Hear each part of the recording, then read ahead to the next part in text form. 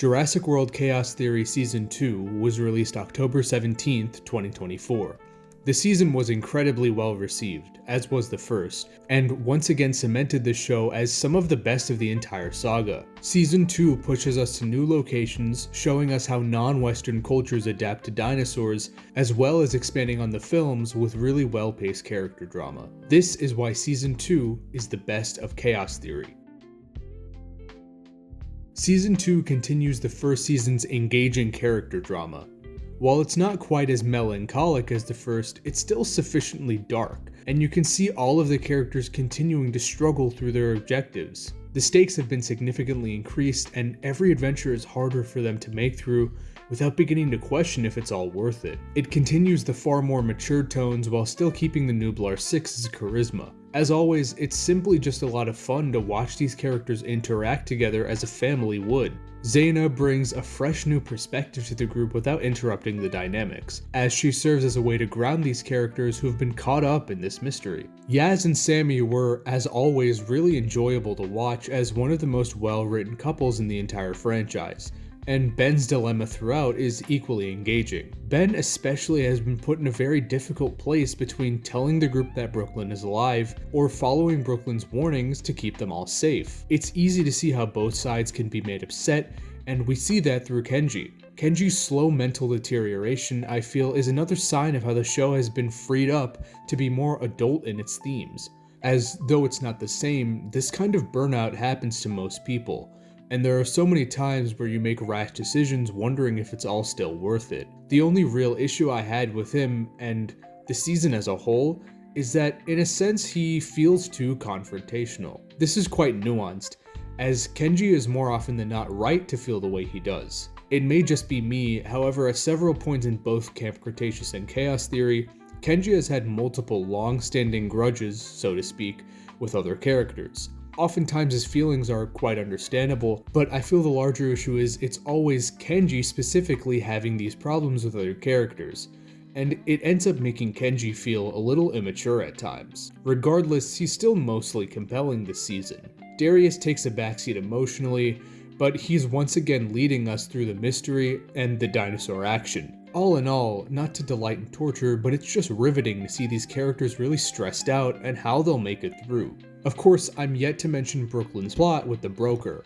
The introduction of Soyona Santos as the broker, and how that intertwined with Brooklyn's infiltration of the dinosaur black market, is one of the key pillars of what made Chaos Theory brilliant. It appropriately ties the show to Dominion in a unique way that doesn't feel as if it's prying itself into the story too much. More importantly, it expands on Santos greatly and gives her a far more gripping presence on screen than she might have had in Dominion. I feel that she's the perfect overarching antagonist, and the build up to her has really helped create the stakes. The show is quite clear that she's not a good guy, but watching her chew up the scenery makes her a good villain, and the nuance she's afforded with her compassion and respect for Brooklyn makes her a compelling villain.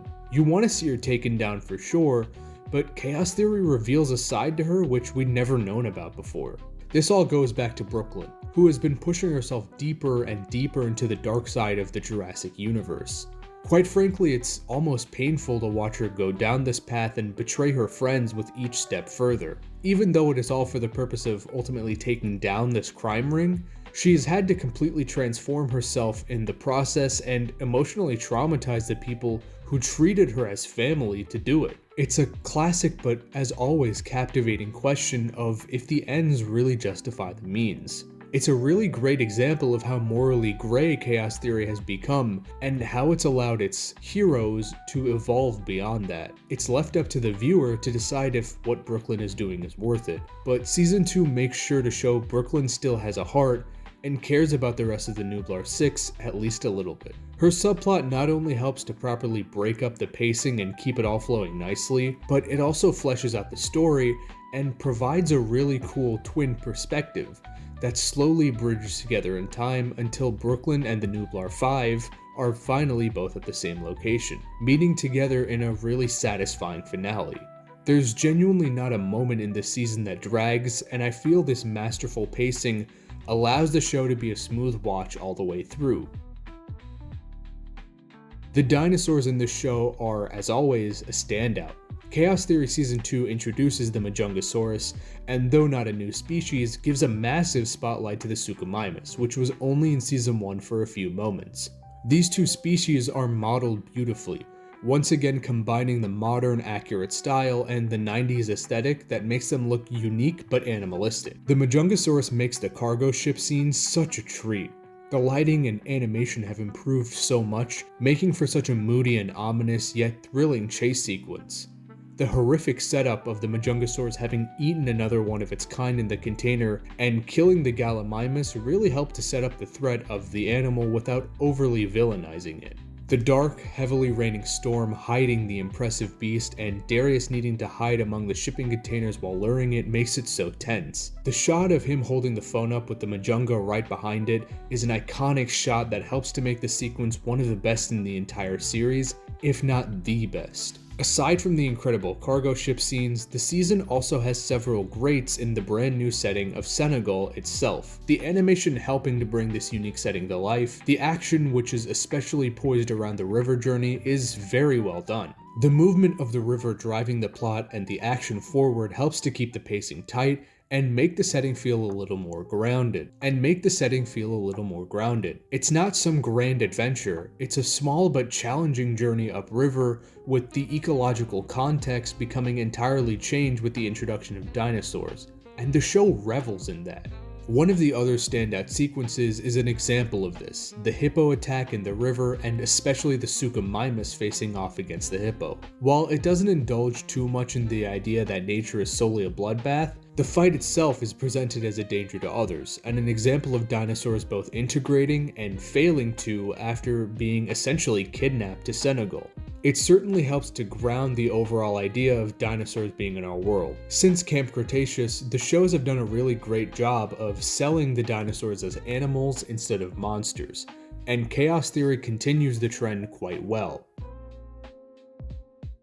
In my opinion, the biggest strength of Chaos Theory Season 2 is the setting of Senegal, and how it connects everything in the plot. Other than the beautiful visuals, it was really surprising and great to see a non-Western country and culture be given the full spotlight in a story after Dominion. Though I myself am not Senegalese and would like to make that clear, there's several overlaps between my culture and what's shown in Chaos Theory that I really appreciated. Season 2 shows how this culture would adapt to dinosaurs being thrown into their land similarly or dissimilarly to the Western countries. Season 2 doesn't partake in stereotypes or saviorist tropes, hence why Zaina and her mother Aminata and their perspective is valued instead of her being narratively pushed to the side.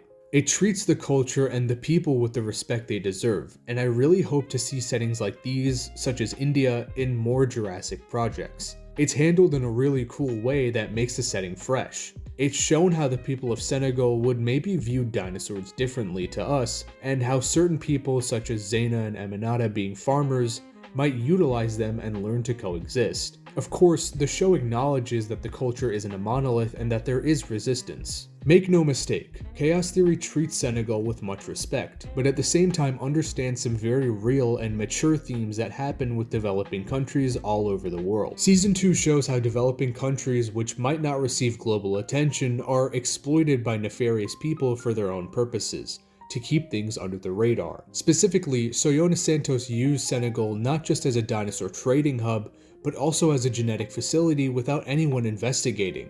This illegal operation, along with the incredibly poor and shady handling of the dinosaurs overseas, directly affects the normal people who are just trying to live their lives. The ill treatment affecting and harming the general public is exactly the kind of grounded, down-to-earth storytelling that makes Chaos Theory as a whole so great, and allows it to stand out not just as a companion to Dominion, but as its own story of normal people growing up to a new world and just trying to get by.